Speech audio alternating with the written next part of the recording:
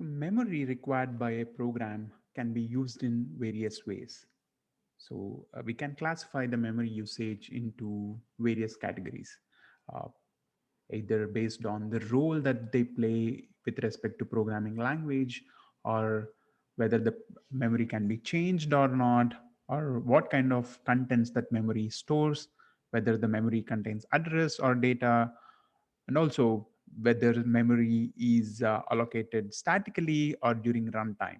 So there are various class ways in which memory can be classified, and there are um, and most often these classifications might overlap.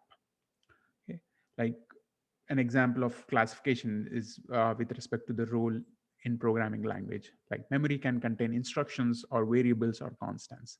So instructions are the operations to be performed on certain operands, and variables means the memory contains all the program variables, and constants means that uh, memory contains all the constants that never change. Okay? Another way to classify memory is whether memory is read only or read and write. I mean, now it can be even read and executable, right?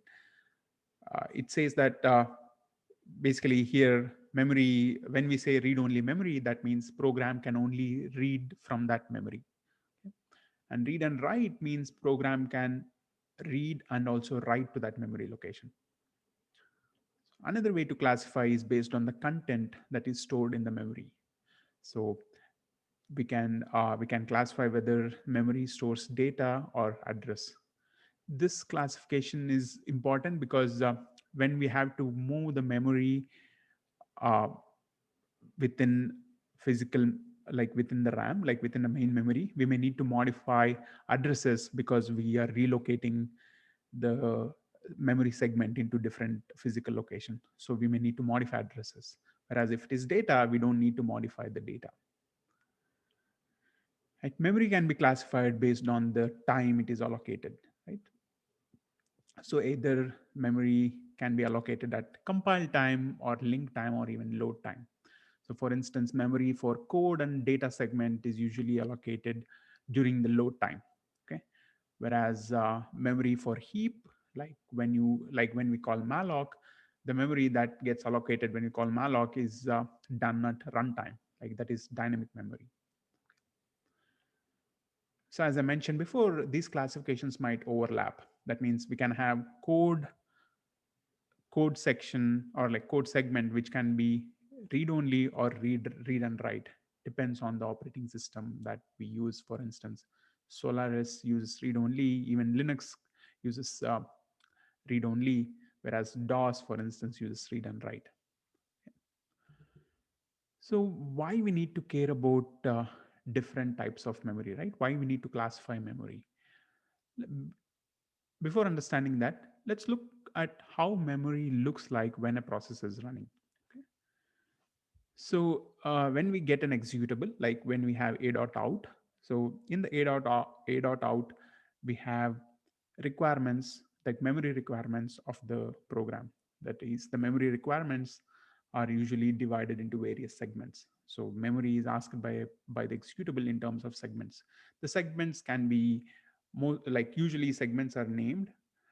uh, Most commonly used segments are code, which stands for instructions, data segment, or stack segment. Why we use different segments? Because these memory segments, these memory regions have different classification. For instance, we can have code that is read only. We can have data that we may want to be read and write. And this, in order to enforce these, we need to have, like, hardware provides us ability to enforce these restrictions or these classifications. But to do that, we need to know that information beforehand. And segments provide us a granularity of nice granularity in which we can enforce these restrictions or these classifications. Okay. So the big picture, so when we create executable or like a.out, it needs address space. So it needs to know uh, at which address text segment starts, at which address data segment starts, and hypothetically heap and stack starts. Okay. And running process, when the process, like when we actually run the executable, we need physical memory to store the data segment, uh, text segment, heap, and stack. Okay. However, there is no way for the compiler to know the absolute physical address beforehand, right? So even the programmer doesn't know at programming time, even the compiler does not compile time, the linker also doesn't know, because we don't know where in the physical memory the program gets loaded, right? So how can we fix this? The best way is, like, compiler assumes that the program always starts at address 0. Okay. And then operating system actually takes care of changing this address when it loads the executable into the corresponding physical memory.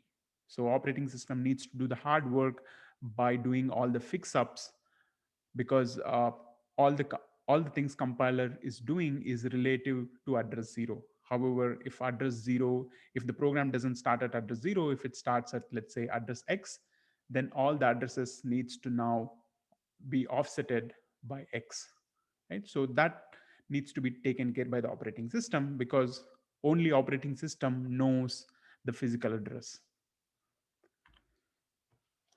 So, and operating system deals with the physical memory, and operating system is the one which actually loads the executable, and it also allows sharing of physical memory between various processors, and it also takes care of dynamically allocating memory to the running processes.